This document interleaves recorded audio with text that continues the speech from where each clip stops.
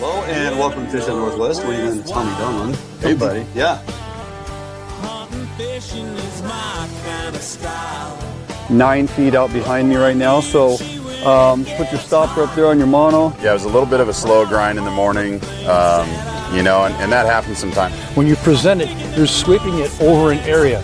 Now, when you get these big, wide areas. Yeah, those are the new Columbia River pop from McKay crab and shrimp here.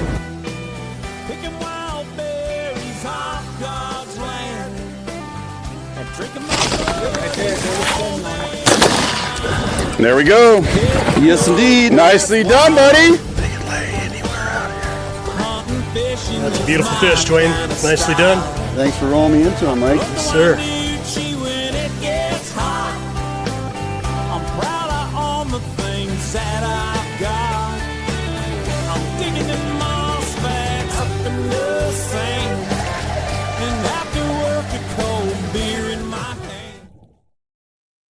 Hello and welcome to Fish on Northwest. Dwayne and Tommy Donlin coming to you live from the Fish on Northwest studio located here in Olympia, Washington. And glad to have you all joining us for today's program. We got another good one. We do. We got a lot to cover. Well, we had a week off. Hopefully everybody enjoyed their 4th of July holiday weekend. We certainly did. It's nice to take a day off once in a while, I got to tell you. Yes, indeed. Yes, indeed. You headed on over to the east side. I did. I went over to Lake Roosevelt, a typical 4th of July program, and it was the trout and walleye show. You know, it's fishing with Grandpa, getting the kids out. Got the kids on some fish. Getting them on the fish. Yep. And man, I tell you what, it was interesting. The trout were not really spread out. They were bunched up. Yeah. And they seemed to be just like around points. Anywhere where you had like a slight back eddy coming off the point. Interesting. They were all collected. And the walleye were in the same spot. You know, so you'd look at the sonar and you go, you go, okay, that's a trout, and then all of a sudden you'd see this vertical stack of fish. You go, okay, those are walleye, right? Yeah. And sure enough, you know, you go through and you get hammered, and it's like it's either trout or walleye. And sometimes, you know, we switched from trout gear to bottom bouncers. We got trout. Switched back to trout gear. We were catching walleye. Well, you're dragging night crawlers, like, right? You know, it's like anything max lure, whatever you're dragging behind the boat. You're getting either or, for sure. So you gotta love that. It's a target-rich environment, and we found the crayfish. You got into some we got the crawdads. Yes, we did. Oh, those taste. Oh, the kids. Oh, excellent. Aren't they great? The kids loved it, man. They were everywhere in this little lagoon. That's phenomenal. And they were just chasing them all over the place. That's awesome. Yes. Good times. Well, yeah. How about you? We got out a couple days Resi-Coho fishing again, and I had put a post out there on the social media platforms. You know, start off with a morning of intense frustration to the point of losing a rod and reel overboard the apex, and watching it disappear and just throwing the hands up in the air, going, "I'm done. I'm just done." So Jesus, take the wheel. Oh my gosh! And thank the good Lord, we got it back. Catching your own rod and reel out in Puget Sound, Tommy. We'll get into that a little bit later as we break this down, how it all went down. But we ended up going from, you know, I've been using my Kokanee rods, and but the weeds and the eelgrass and the mats of debris out there are just so huge with these big minus tides. Yep. And we were doing pretty good staying off of it, but you know, Jordan's running camera, I'm running the boat and all the gear. I got a couple buddies fishing. They're kind of, you know, able to do some stuff for me, but I just blindly ran into the boat. Inevitably, yes. And the Kokanee rods were just buried. And at that point, I made a decision. I mean, we can't fight this stuff any longer. We got to put the adult rods on now. I'm going salmon rods because I'm frustrated. And we had to go deeper. Started getting intel from guys. Man, I'm finding them at 70. Man, I'm finding them at 90. Keep in mind, when I was advocating for Kokanee rods in a good time, hey, we're finding fish 25 to 45, maybe 50 feet. Completely achievable. Yep. Different game now, and that kind of leads us to this week's Peak Outdoor Moment of the Week. I don't know. Go down to 90 feet. We just haven't been getting any fish, and so I got a couple guys call me saying, man, they're really finding them deep today. So we got out of the Kokanee rods. It's time to put on the big boy gear and grab the salmon rods and got to go deep. So this was at 90, just dropped it to 90, got pegged. So feels like a little bigger fish.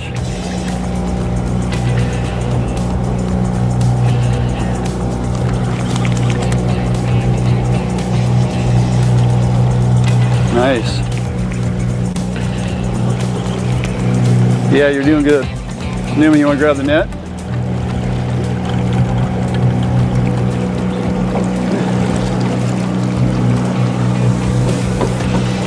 No, it looks like a coho. Got a white mouth.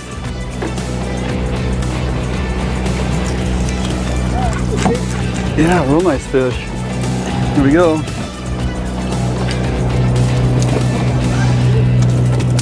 Oh, get a hook in the finger. Hold this.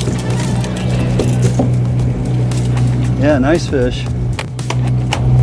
I can use today. There you go, another little Resi-Coho. Wild fish, but you can keep wild fish here. All right, cool. 90 feet, got it.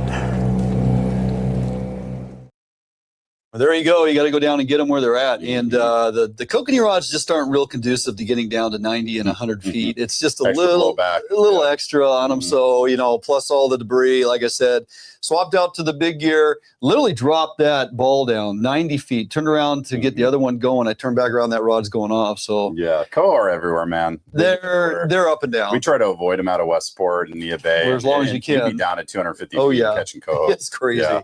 All right, running down the show. Got a good one on tap today, Tommy.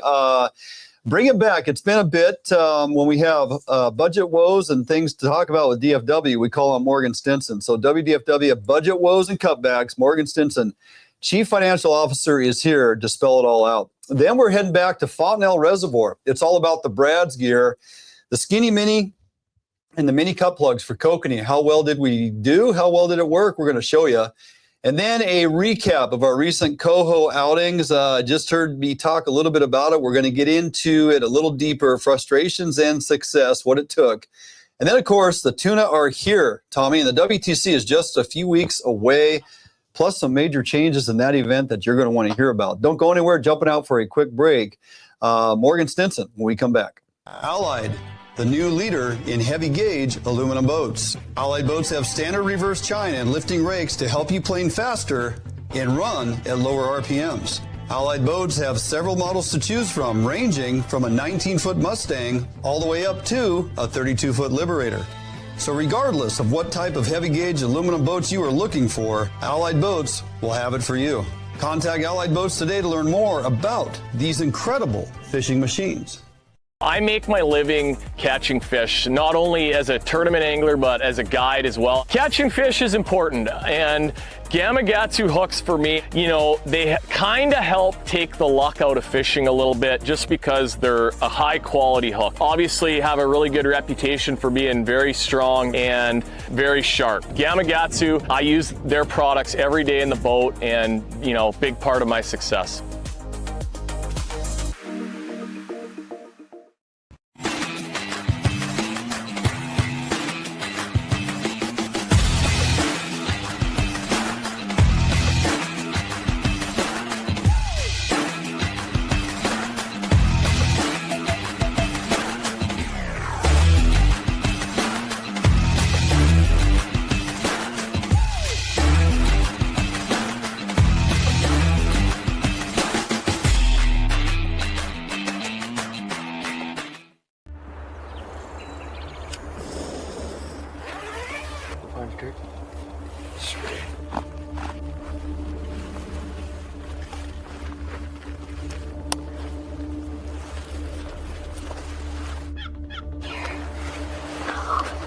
Compact, clear, dependable.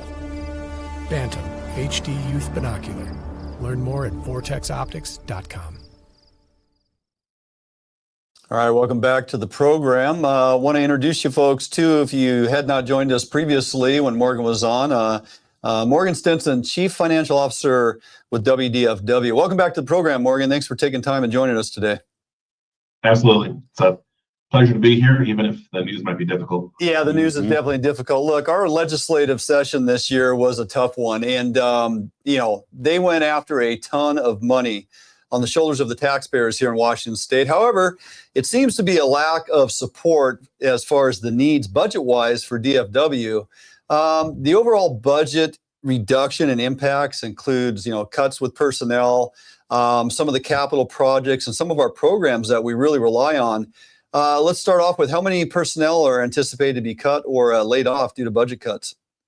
So the department just in this last session lost over 100 positions, but only about 30 or 29 of those folks were filled positions. So it's about 29 layoffs. Gotcha. Okay. So give us an idea of how big of an impact is that? So you lose, 29, 30-ish.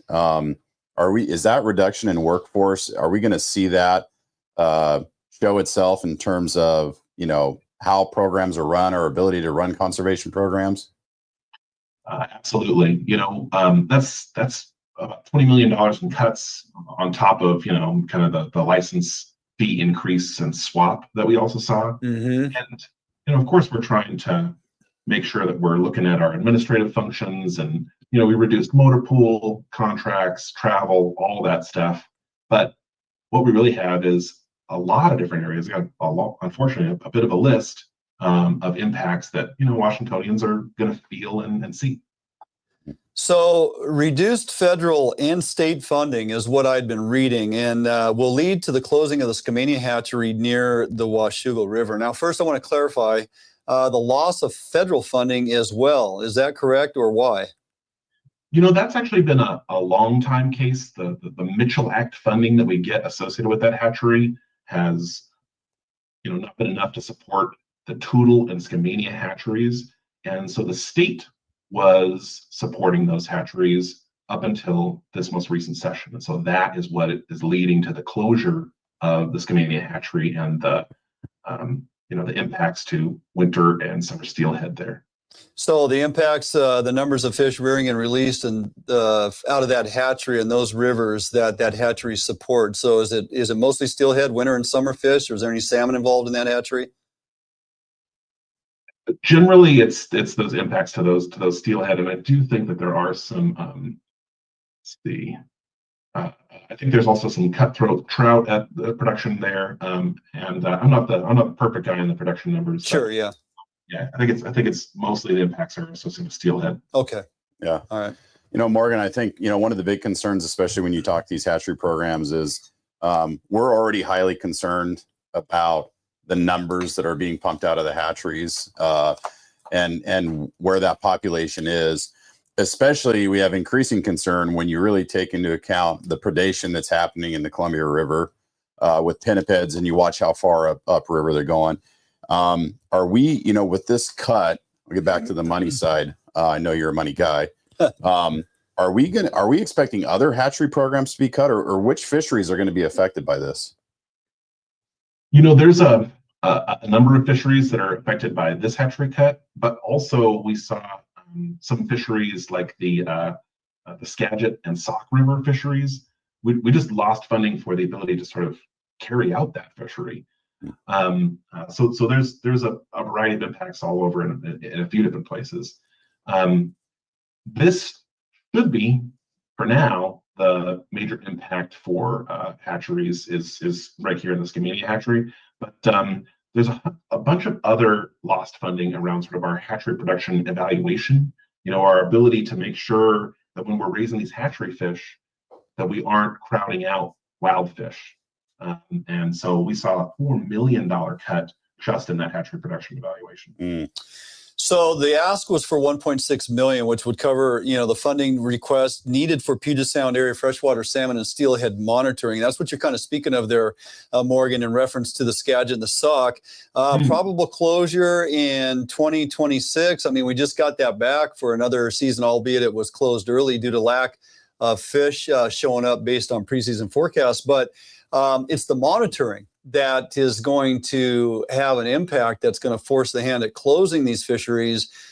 You said something that kind of caught my attention. So my fear moving forward, if we don't have the monitoring or the data to collect and how those hatchery fish are or are not interfering with wild fish, as that's become a huge contingent, it seems like DFW could possibly open themselves up to more litigation from these wild fish groups. I don't want to speak to any active litigation or litigation Sure. or something like that. But what we absolutely make sure that we do is that we follow the Endangered Species Act. Sure. We are doing that monitoring and getting that checklist done with NOAA so that we can have these fisheries in the first place. We gotta be able to prove up front that these that we're not impacting endangered salmon. And so that is really what's at risk here. And the closure of Skagit and Sauk steelhead fishery is a multi-million-dollar impact if you look at how much spending folks do there. Yeah, all the money going back into the community in and around there. Okay, don't go anywhere, Morgan. I'm going to jump out for a quick break. More with Morgan Stinson right after this.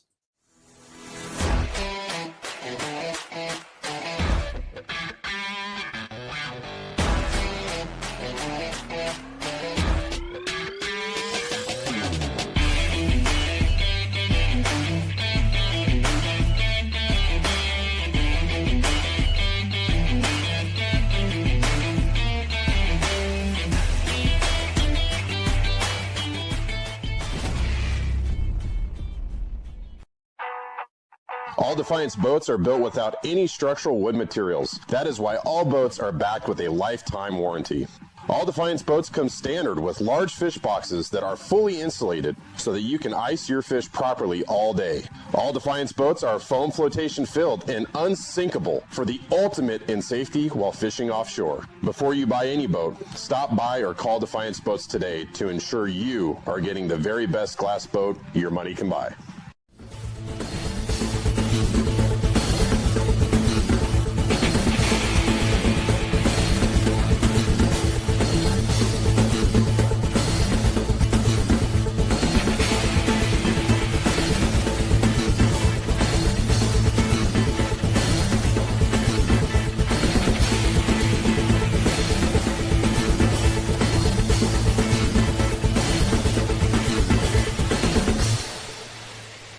Start your outdoor adventure at Sportco and Outdoor Emporium, 2 locations with the best selection of name brand outdoor gear at affordable warehouse pricing. Over 60,000 different items to fit in your adventure, like Gamakatsu fishing gear, premium grade high carbon steel hooks, Gamakatsu custom designed fillet and boning knives to tackle and storage containers. Gamakatsu, simply the best. Maximize your outdoor adventure with the right gear at Sportco and Outdoor Emporium, Fife and Seattle.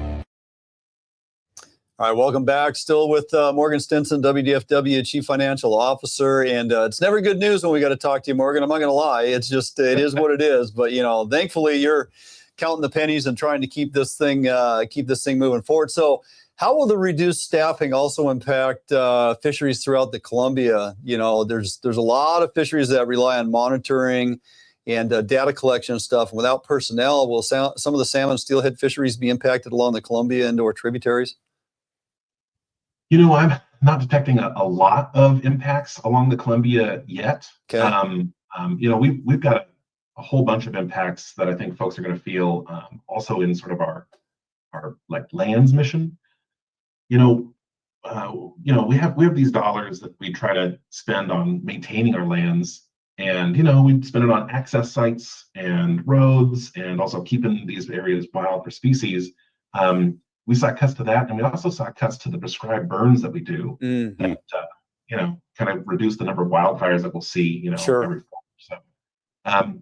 So we've got cuts there, and then the last kind of fisheries cut that I want to talk about is we saw a loss of enforcement officer positions. Of course, we're out there, doing enforcement, making sure that folks are following the rules and staying inside the catch lines on some of that stuff. Man, this is just tough because you talk about the impact to enforcement, and you mentioned something that kind of caught my attention a little bit, Morgan. You were talking about controlled burns, right, to prevent fires, and it seems to me like there's a business case that could be presented that shows the economic impact of this reduction, and I think that the risk that's associated with the reduction far outweighs the benefit and cost savings of reducing that personnel. Yeah. So that's kind of concerning. And I guess if I was CFO, I don't know, maybe I would entertain that type of analysis. But I know part of this is also political. And so I guess I'll ask, so you talked about the hit to personnel.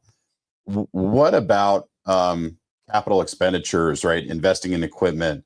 Like what does the rest of that budget hit look like in the WDFW landscape? So we lease a bunch of vehicles from our motor pool, and so we're going to have to reduce activities for that. But also, our enforcement officers, they drive around boats when they're doing some of this fishery enforcement. Yeah. So, those are, excellent equipment, but it's expensive. And we're going to have to reduce our ability for that. We're a little bit worried about some of the federal contracts that allow us to, do some of those boats, some of the port security grant stuff that we do, or border enforcement. So there's a whole slew of impacts like that. And I appreciate you bringing up sort of that economic point. When we look at the numbers, we've got some data back from 2022, and what we saw was that over 1 million folks, either hunted or fished in Washington State, and that they spent $9 billion. Wow. While they were doing that. Yeah. And so now, we're still going to be able to hunt and fish in Washington State next year in a lot of areas. But, even a fraction of that $9 billion from these cuts is still a lot of money. Yes. Sure. Yeah. And so, we are trying to make that case. And Great. Beyond the money, we just find that Washingtonians value the outdoors. Amen to that. Yeah, for sure. Yes. So Amen. it's not just, obviously, forestry management, road access, taking care of, state land, the fisheries, and of course, some of the hunting. And one that stands out, and one that was put out there, if this was to go through, the Western Washington or west side of Washington pheasant programs, the rearing of pheasants and the release site. So looks like it's slated for maybe 2026 for a shutdown of the program. Does that mean no pheasant, all release sites in 2026, possibly here on the west side, complete shutdown? So there is a year delay in that, but the 2026 pheasant season in Western Washington is really heavily impacted. Wow. That's frustrating. That is For frustrating. sure. So looking forward, when we get to 2026, we get to that next legislative session. What is the WDFW strategy and game plan to get the funding that we need in order to manage, fish and game in the state of Washington? And how do we support you in that effort? Yeah. Appreciate that. And, not asking anybody to lobby on any of that, but, if you know the email addresses for any representatives or senators and you want to let them know your mind, that's always up to you. Sure. But honestly, looking at this upcoming short session, it still looks a little grim. The state actually just put out their June revenue forecast. And what we saw was that, they set a certain dollar amount. They're like, hey, we're going to collect this amount of revenue is our estimate over 4 years. That's what they built this cuts budget off of. So then they did an updated estimate with this forecast. It's down $1 billion. Oh my gosh. 4 years. And so it's going to be a tough session for state agencies who are, trying to put back together some of these cuts, or, much less ask for anything else. And all of that is on top of, the potential loss of more federal funding when we see the appropriations bill this fall. Very frustrating. I don't know how you enjoy your work, to be honest, Morgan. It's got to be frustrating for you as well. So never enough time, way too much to discuss in regards to this. We may have to pull you back on as we progress through this year and find out what else we may be losing out on, and if there's any way we can assist in helping representatives and legislators to pull their head out and support important programs like DFW on the state level, so that we can continue to recreate and hunt and fish and do the things we enjoy in the outdoors here in the great state of Washington. So appreciate you for your time, Morgan, and appreciate you for all the hard work you do in trying to keep the beans counted. Thanks so much for having me. Oh, you bet. Thanks, Morgan. Have a good one. All right. Morgan Stinson, CFO, WDFW. All right. Jumping out for a quick break. Dagoni, we're coming back. We are back at Fontenelle Reservoir, Wyoming, monster kokanee and Brad's killer fishing gear.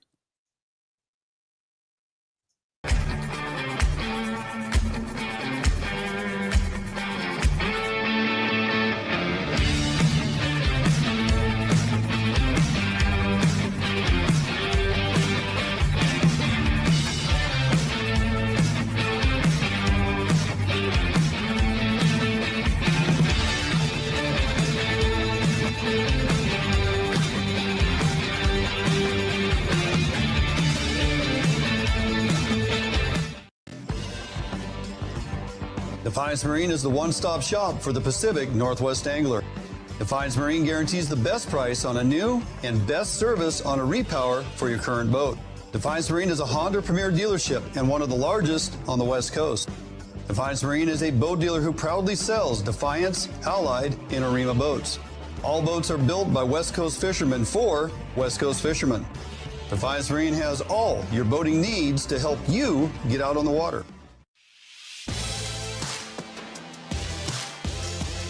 The Northwest premier upland bird hunting destination. Located along the beautiful Umatilla River in eastern Oregon. Fully guided bird hunts with expert guides and top-notch dogs. Enjoy comfortable accommodations and gourmet meals at the Riverview Lodge. Book your sensational hunting experience with Horseshoe Curve Outdoors.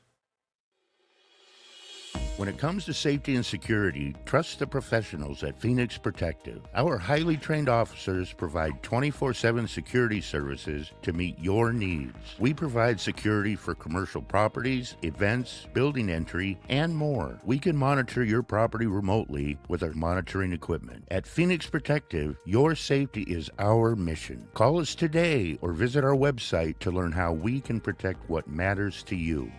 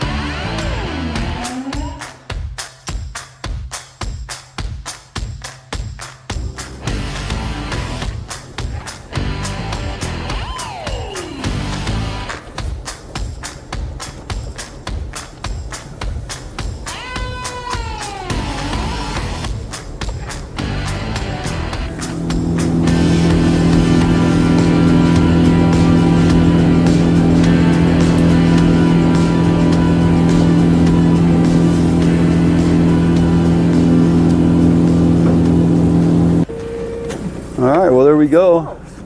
Still there? Okay. Just trying to get the gear out. Literally had 2 rods in, baiting up the 3rd, and we already got a fish. I lost him. Did we lose him? I lost him. Oh yeah, he's gone.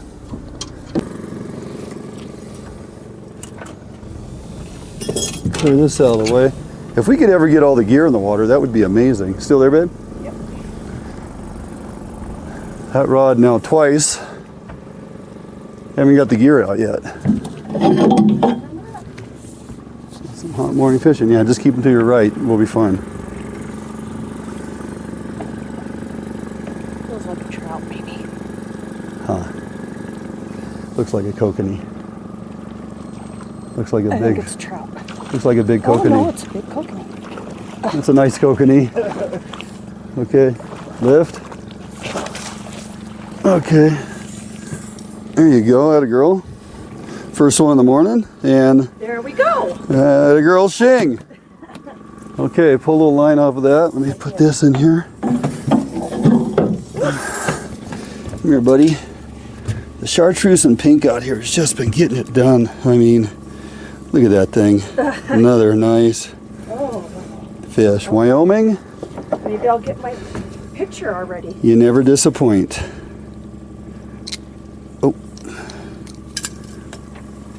There we go. How about that, huh? First one, lost the first one, but second one on. A little snout on that guy. He's the same one. Boy, they're aggressive, and they will come right out of the water as soon as they're hooked. Here, let me trade you. Okay. How about that? Nice job. Excellent. Go ahead. Well, we have to. So we are literally just trying to get the gear out.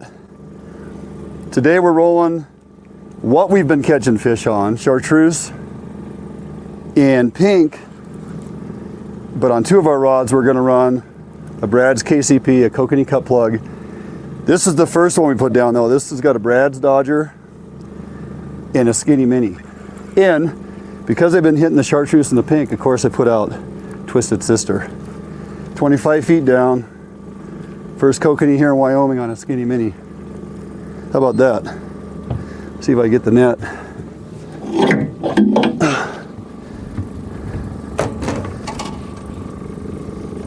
Set that right there for a second.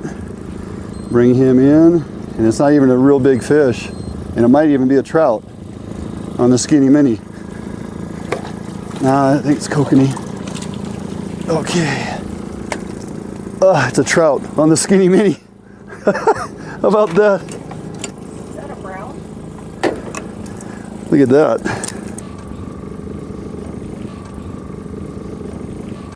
All right, this is like our third fish hooked. We have not even been successful getting 4 rods out yet, but today we're trying to run Brad's mini cut plugs, the kokanee cut plug, and I brought with me some of the skinny minis, and because they're hitting chartreuse and pink so well, I start off with a Twisted Sister on the skinny mini. Now we're dropping that one down just a little deeper, 25 feet, see if we can get some bigger kokanee, and this thing just got hammered. So I'm pretty excited the fact that we got these big kokanee attacking these skinny minis.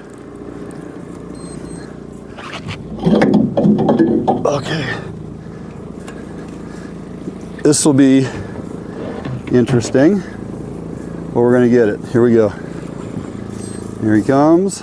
Looks like a nice sized fish.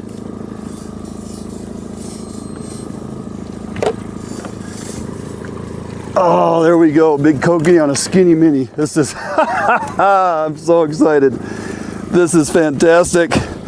Look at that thing. The Twisted Sister. Skinny mini. That plug is not too big for kokanee. Now that one, he only looks to be about 18, 19 inches. But the girth and the size of these fish and how aggressive they are, I figured the skinny mini would work out here. And, oh, let me get him. And there we go. That is fantastic. Proof. It's a nice girthy fish. He might be 18 inches. Heck, he's only, I thought we'd see a bigger fish on a skinny mini. He's about 17, but he's so fat. And if you don't think I'm keeping the first one on a skinny mini, well then you're sadly mistaken. Yeah, we want the 20, 22, 24 inches out here, but look at that. That is fantastic.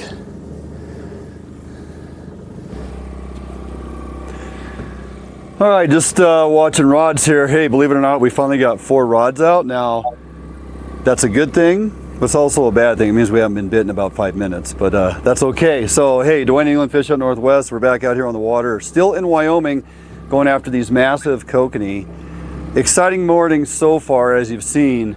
Today we're running kind of a combo. We've already proven that with our lures we've tied up with max gear, you know, the .08 smile blade in the pink or the UV glow, in combination of UV max beads in chartreuse and pink, small lure, small profile with crystal flash and UV tied into the top hook. Those lures have been working fantastic. Even gold and black, when we get a lot more sun up, we switch to gold and black beads and a gold .08 scale smile blade. Well, today, because the pinks and the greens and the chartreuses have worked so well, I wanted to also run some Brad's gear. We got some Brad Dodgers out, running the KCPs with the kokanee cut plug. And I brought along a few of the new, obviously we're fishing them everywhere, the skinny minis.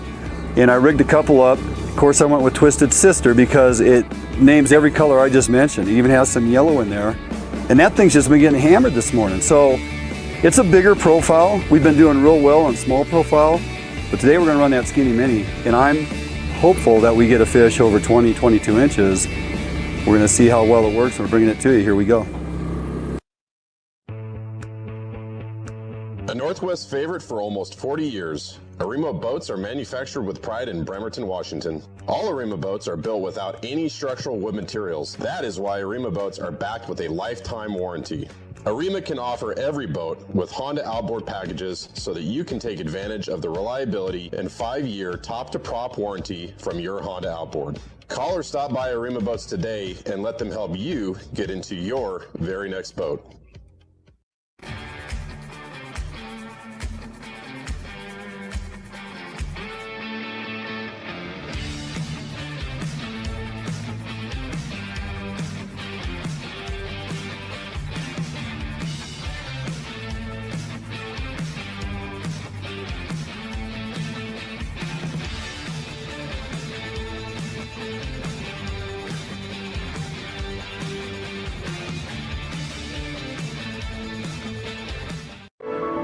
You haven't been here, but you know it. You've heard the sounds, smelt the air, and seen where your heart lands, if not yet.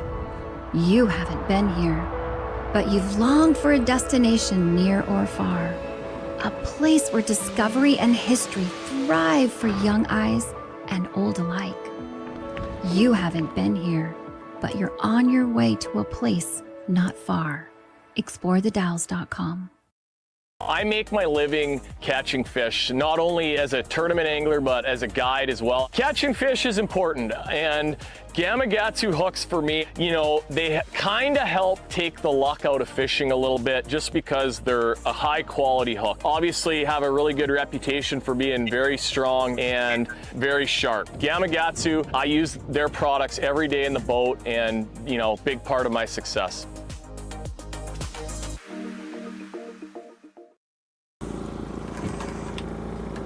Jordan on the Skinny Mini. That thing is working this morning, huh? Mom, can you hand me the net? Get the net, Mom. Big fish, Jordan? Let's see. Decent fish. Ah, there we go. All right, Jordan's gonna pull this off on his own.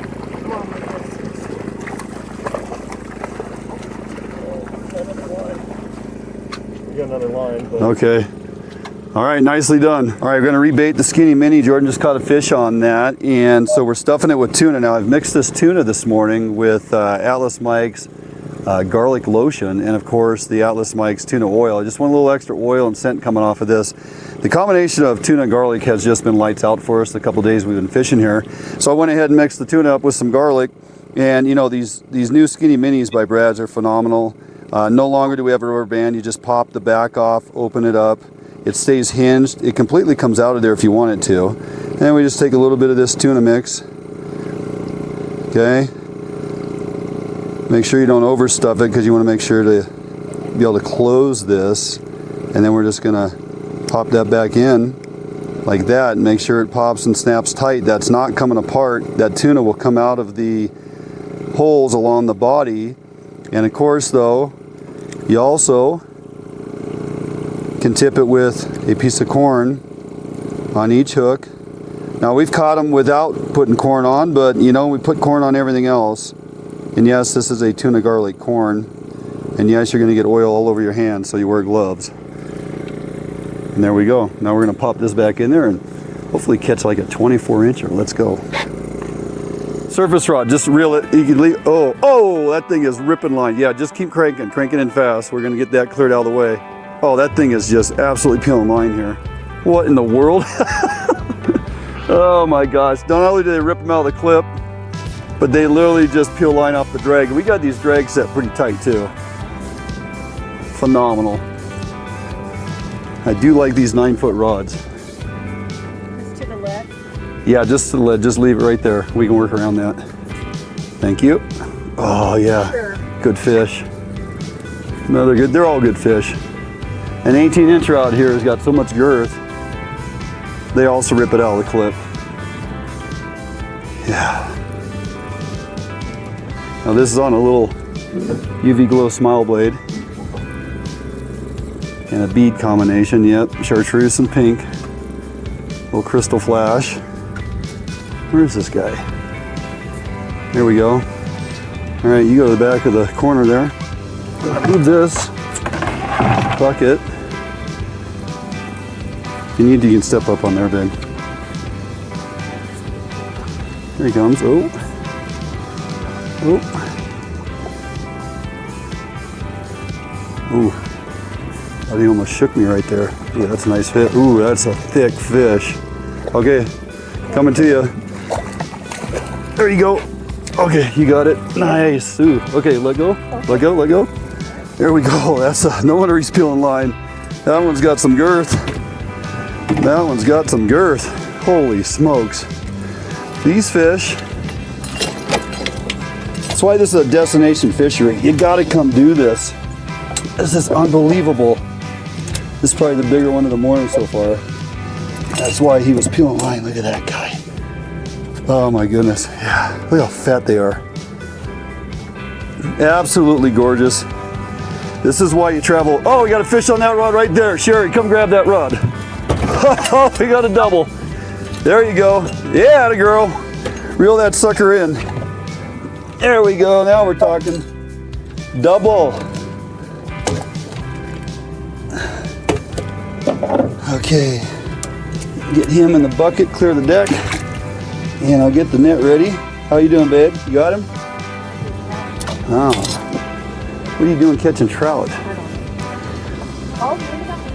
Sounds like a kokanee. Does that make sense? Sounds like a kokanee? You're all right. Okay, take your rod to the right. Take your rod to the right. There you go. Nice move. Keep reeling. It might be a trout. You said it is a trout. Thank you. Hey. Okay. Let's do this before the hooks get in there. All right. Set that down. Pretty trout. Yeah. Fat as well. Baby. Yeah. You want to kiss him? No. Are you sure? There we go. Nice rainbow, but we don't keep rainbow. You can, but when you hook them that shallow in the lip, quick release. Nice job on that. Okay, we got one rod fishing. Typical day right here. All right, we're gonna get rebaited up and get them back out. There we go. Kokanee cut plug, Jordan. You got gold and orange in this sunshine. That's what. Oh, good. You're gonna stay right there.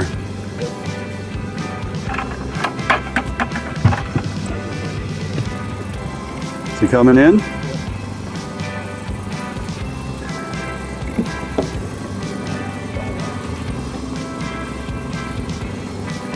There we go. Oh, he got him. Okay, net handle up in the air, babe. Net handle. Yeah, keep going. Raise it up. Oh, Jordan's got it. remember, my arms are shorter than your guys'. You're stubby. Keep going up, keep going up. Oh, there we go. There we go. Nice job, buddy. Another nice fish.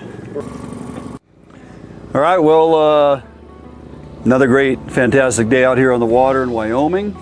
We're about ready to pull the gear. It's getting later in the afternoon. We got a good amount of fish in the kill bag.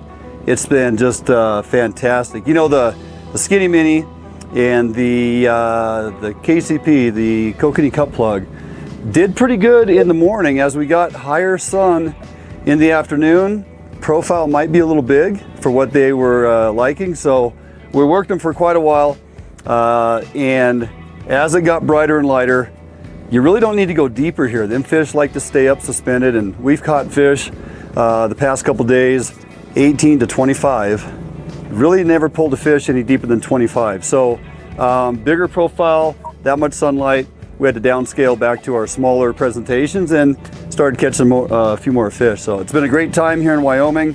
We got a few more stops along the way, but we're gonna pull our gear and head back in. So that's gonna do it for us out here. Hope you enjoyed this. Jumping out for a quick break. Back in studio right after this. You haven't been here, but you know it. You've heard the sounds, smelt the air, and seen where your heart lands, if not yet. You haven't been here, but you've longed for a destination near or far, where the young and old find rest and excitement, not apart. You haven't been here, but you're on your way to a place not far. ExploreTheDalles.com. Yep, for sure. Oh yeah, big fish. Yeah, buddy. Nice fish. Oh, beauty. Gorgeous fish. Bobby's on the board. We got a good one. Oh, yeah. Whoa. Oh, geez, come on. Nice fish. Nice fish.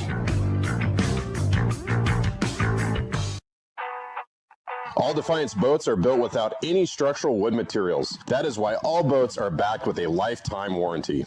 All Defiance boats come standard with large fish boxes that are fully insulated so that you can ice your fish properly all day. All Defiance boats are foam flotation filled and unsinkable for the ultimate in safety while fishing offshore. Before you buy any boat, stop by or call Defiance Boats today to ensure you are getting the very best glass boat your money can buy.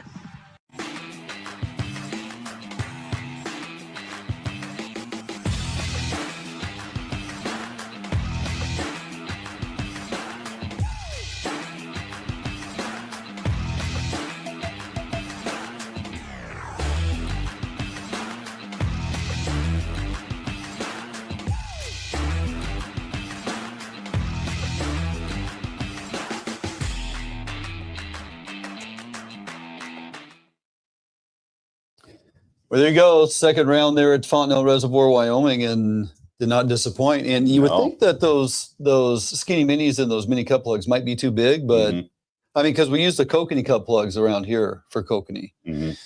But those are the same size fish we're catching in Puget Sound, the Resi-Coho. The resident coho. So and we're using them for resident coho and doing well. So, and by the way, they taste as good as they look. Now, how was that? You like how I set that up for you? We're going to watch a little bit of our Wyoming excursion, and you get to taste the bounty. And it is. Yes. I'm this close to wanting to go kokanee. As long as they're 3-pounders, you'll be out there all day. So exactly. Speaking of resident coho, I kind of mentioned at the beginning of the show, Tommy, we were out there this last week, and the amount of weeds and debris and stuff, and I was using those same exact rods we're fishing there for those kokanee, and just got weighted down with all them weeds. And so I'm jumping around trying to clear stuff. And hey, buddy, do this, and Ronnie, do this. And I grabbed the shotgun rod out the back that I'm running the lead on.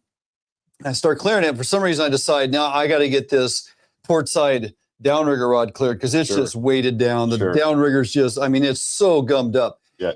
Now, just to kind of level set people, these kokanee rods, how does that compare? I'm used to running 1264, 1265, your 10-6, 10 to 20, 12 to 25 salmon rod. You've got kokanee rods. What line class are they? What line do you have on there? Yeah, so these are the 9-foot, the red line 9-foot series, the HS series from Lamaglass. They're a 6 to 12 pound rating. Okay. I put 30-pound braid on and a 20-pound top shot of about 36 to 40 feet. Got it. In the event that we hook a Chinook. Yep. I wanted to at least have a fair fight and try to get my gear back, right? Yeah, But it got to the point where, look, we were catching those Resi-Coho at 25 to 50 feet, and that 9-foot kokanee rod's working great. Well, we hit that day. Not only were the fish substantially deeper, which we ended up finding 90% of our fish at 90 and 100 feet, which is a bit of a large task for those kokanee rods. But the amount of weeds and debris and stuff, I finally just was like, get rid of this stuff. We're going with the salmon rods is what we did. In the process of swapping out and removing all the debris off the gear and getting the downriggers cleared and all that, I hastily set that rod back in the rod holder, didn't click it. I turn around to grab the other rod, and I watch that thing shoot out the back of the boat and land in the water. And I'm right there. I'm just like, oh my gosh, I'm just done. So clearing rods, clearing weeds, cleaning house, so to speak. Grab that other rod, start reeling it in, and it is a tug, man. It is just oh my gosh, and it's just this mat of weeds coming up, and lo and behold, there's my kokanee rod. There it is, wrapped up in the other rod. It's just there it is, right? And I'm like, oh my gosh. So I'm reeling it in. Ronnie, get on the offshore bracket and you grab that thing, and sure enough, we got that rod back, caught it up in our own. Thank goodness there's so many weeds and stuff. It was just covered. Cleared it all off, continued to fish the rod for the rest of the day. Well, no, we didn't. We stowed that one and the rest of them, put the big rods on, the 10.5-foot rods, went deep and got our coho. We ended up with 7 that day, but we had to work for them. Yeah. We had to work through the tide and get them on the incoming. And finally, we were picking them off. It wasn't ever on fire. We had to work hard that day. We got 7 or 8 fish, and we reconciled the day. So start off with nothing but frustration. We rallied, got most of our fish, got the rod back, ended up being a pretty good day. Awesome. Out for a quick break. We'll be right back. The Northwest premier upland bird hunting destination. Located along the beautiful Umatilla River in eastern Oregon. Fully guided bird hunts with expert guides and top-notch dogs. Enjoy comfortable accommodations and gourmet meals at the Riverview Lodge. Book your sensational hunting experience with Horseshoe Curve Outdoors. Start your outdoor adventure at Sportco and Outdoor Emporium, 2 locations with the best selection of name brand outdoor gear at affordable warehouse pricing. Over 60,000 different items to fit in your adventure, like Gamakatsu fishing gear, premium grade high carbon steel hooks, Gamakatsu custom designed fillet and boning knives, to tackle and storage containers. Gamakatsu, simply the best. Maximize your outdoor adventure with the right gear at Sportco and Outdoor Emporium, Fife and Seattle. When it comes to safety and security, trust the professionals at Phoenix Protective. Our highly trained officers provide 24/7 security services to meet your needs. We provide security for commercial properties, events, building entry, and more. We can monitor your property remotely with our monitoring equipment. At Phoenix Protective, your safety is our mission. Call us today or visit our website to learn how we can protect what matters to you.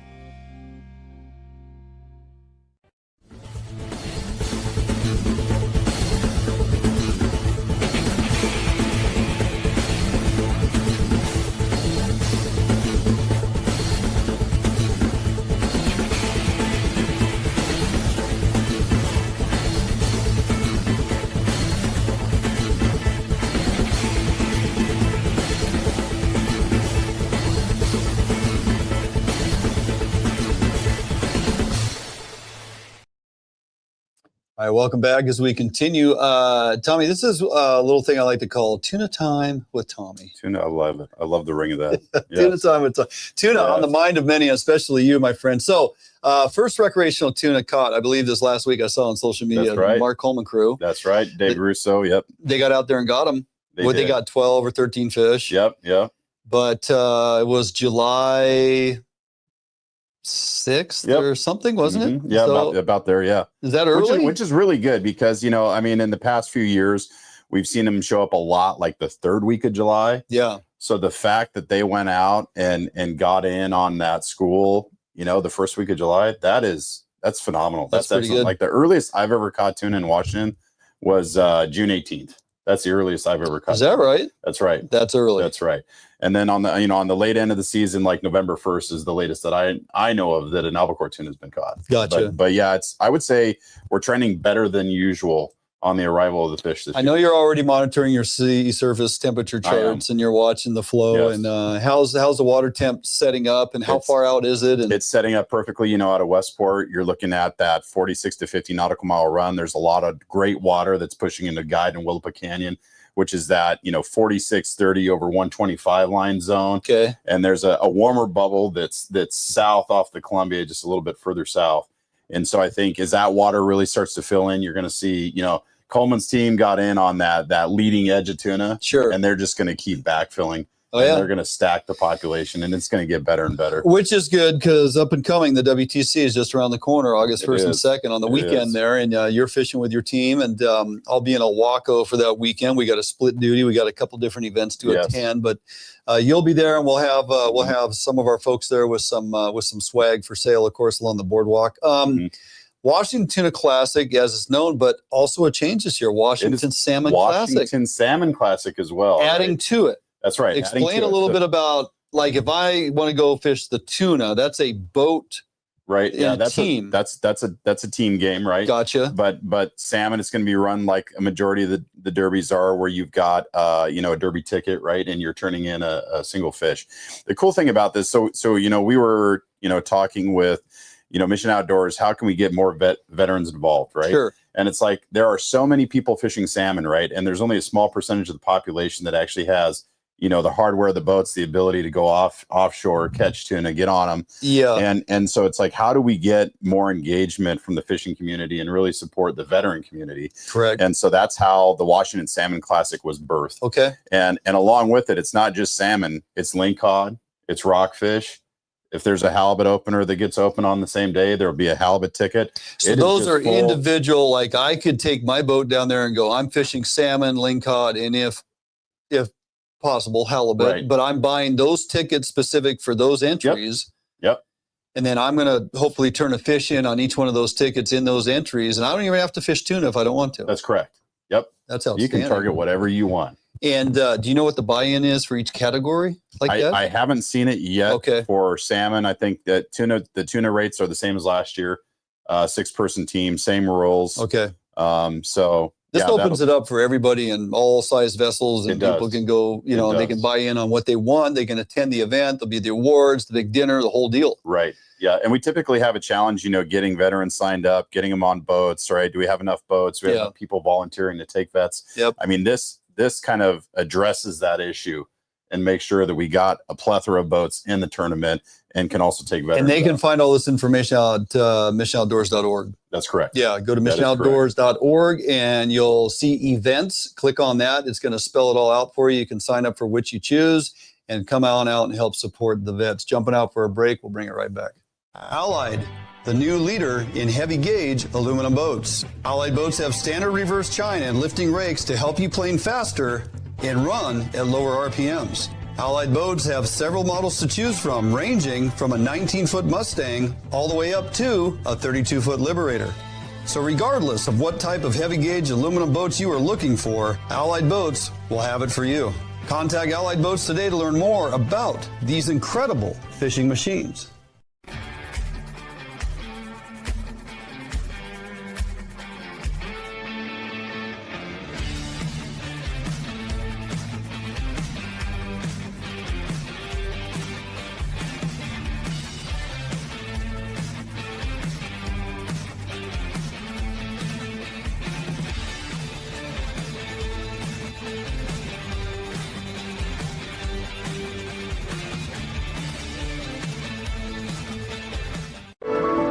You haven't been here, but you know it. You've heard the sounds, smelt the air, and seen where your heart lands, if not yet.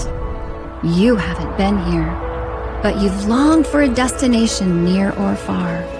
A place where discovery and history thrive for young eyes and old alike. You haven't been here, but you're on your way to a place not far. ExploreTheDalles.com.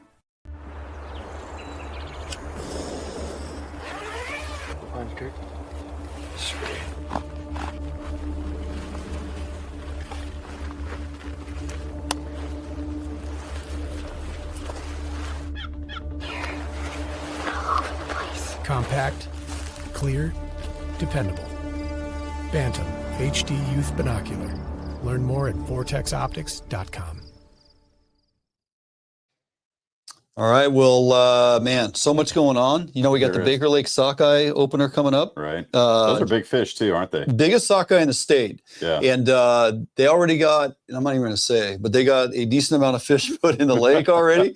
And it opens July 12th on Saturday. We are going to be up there. Myself, Herzog, Sertic's joining us for a day. Mike Sertic with Ray Marine. Nick Patosa is going to be fishing with us. We're having a great time. 3 days on the lake, limit of 6 fish. Got the coon shrimp. Herzog's got the gear. We're gonna. You want everybody to show up too, right? No, go to Brewster. And what's going on with Brewster? Brewster is the limit got reduced 4 days a week, and two fish limit, and it's kind of a mind blow for a lot of people. So, hey, Tommy, before we get out of here, I want to remind folks, we survive on sponsorship with companies. Yes. Big part of what we're doing. And we ask folks to patron those companies because they support us. Mm-hmm. So we like you to support them. One that came back around after we got through COVID and all this stuff now is Phoenix Protective Corp. Outstanding people, one of the highest rated security firms out there for private security. So 2 things. If you're looking for a job, if you're previous military and or police, check out Phoenix Protective Corp. They're always hiring, and they are a fantastic company to work for. Also, if you're looking for security needs, I'm just throwing this out there tonight on a whim. Because these people are so great, looking for security at a top level, with a top level company at top level rates, give Phoenix Protective Corp a call. Go to their website, check them out. They have a lot to offer, and they will give you the best security around for the very best deal. All right. That's it, man. That's going to do it for us this week. Weather is going to get hot, and I mean hot this next week. So get out there on the water, get outdoors, get something done. Have a great week. Have a great weekend. We'll see you next time right here, Fish on Northwest.